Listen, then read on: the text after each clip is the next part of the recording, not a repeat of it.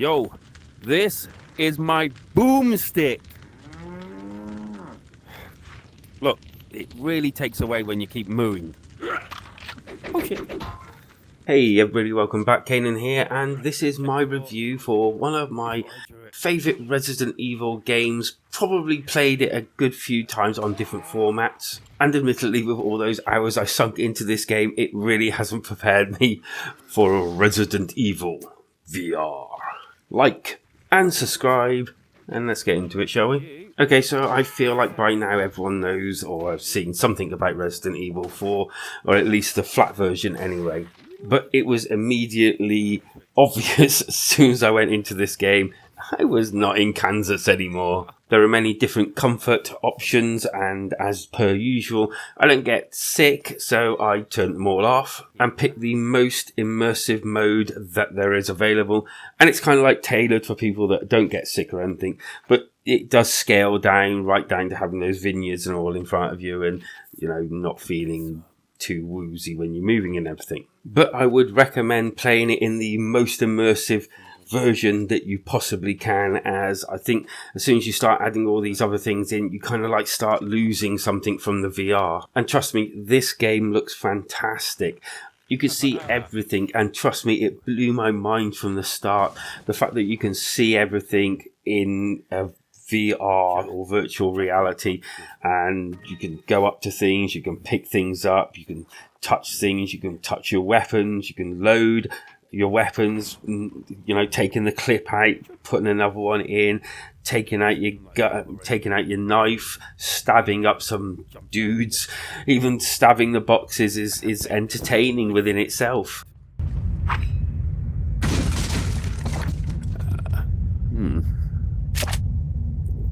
Heavy feels. The only real place that kind of didn't have that VR feel, but it kind of did in a way. Crap. Got something that might interest you. Ah, oh, right. Was the actual cutscenes. The cutscenes are done quite neatly. I quite like the way that you're, this doesn't sound too great, but stuck in a room watching it on almost like a massive projector. And then you get all these like little QTEs, just basically moving your controller in the direction that it tells you to. You can't actually move anywhere. It's all on screen. You can pick out your weapon and do little things, you know, if you get bored of the cutscene. But you could also skip the cutscene. And to me, this was actually quite useful, because if you die, you have to go through cutscenes again. And yeah, I did die quite a few times at one stage, and it was rather annoying. And that's the other thing. Whereas I found that when I played it on the flat, I don't remember it being so hard. I honestly don't. And to a degree, it kind of like felt the familiarity to the difficulty of the OG. But then there were like these boss battles which felt kind of more harder. I think it's because you're there. You're actually there, and I think your perspective is different, therefore you're thinking different, if that makes sense. You're not just looking at a screen, you're actually looking everywhere around you for opportunities and all. And I think because of this, it prones you to making mistakes here and there, because you're thinking, well, if I go over there, I can escape this. But then sometimes that's not possible, because maybe you've missed something or something to that. You'll get me when you actually play the game in VR. And this goes similar with the actual puzzles. The puzzles are set out really cool. I can't remember most of the puzzles from the original, which is kind of a little annoying, because I couldn't remember how to actually do any of them. Did you subscribe to Switchheads? Pretty sure you did. Yeah? Let me show you what happens to people that didn't subscribe to Switchheads. This is what happens if you don't subscribe to Switchheads. Hit that like and subscribe button, or else.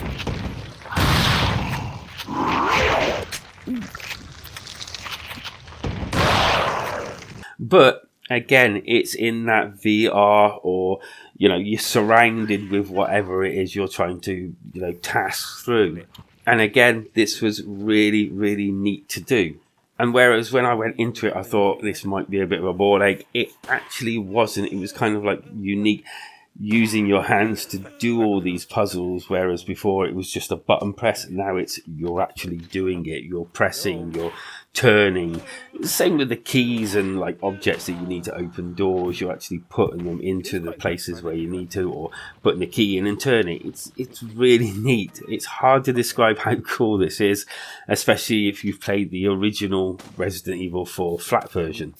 All the actual aspects from the trader, which is kind of cool because you get him actually in the place and you also get him sort of like on the side of the road and things like that. But you go into like almost like a little hub, his little place of business, one might say.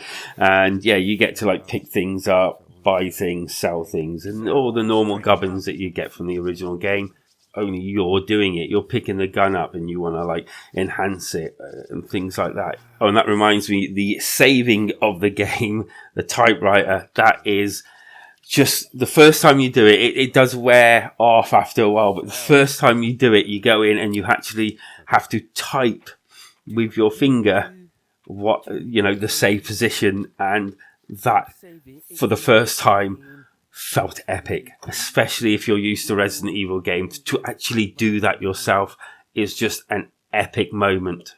The NPCs are, as you would actually imagine them, pretty well the same, but in VR, which is actually, again, it's different because like you didn't get the jump scares that you got from the original. It's different because when I was fighting some enemies, some would be either coming in from behind me, or I would have moved forward to hit others if one had gone down.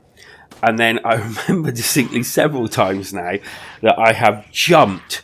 I mean, literally jumped, because I've looked round and at the corner of my eye, there's been someone swinging something at me or just advancing on me. And it's been like an actual jump scare that's happened naturally within the game. It's not scripted. It's pretty cool.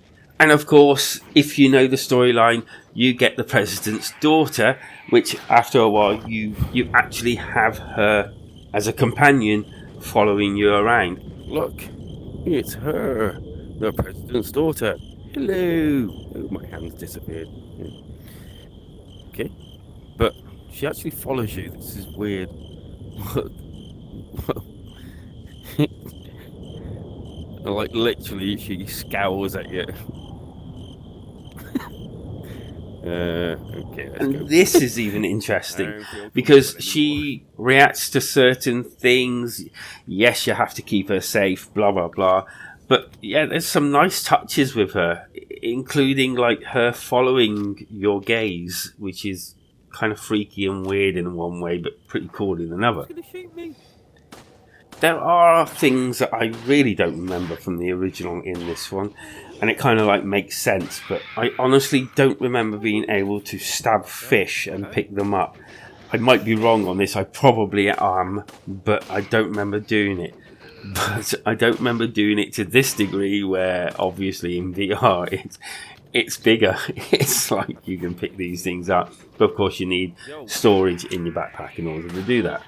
The bosses, they are larger than life. I mean, wow. Some of them are just so tricky.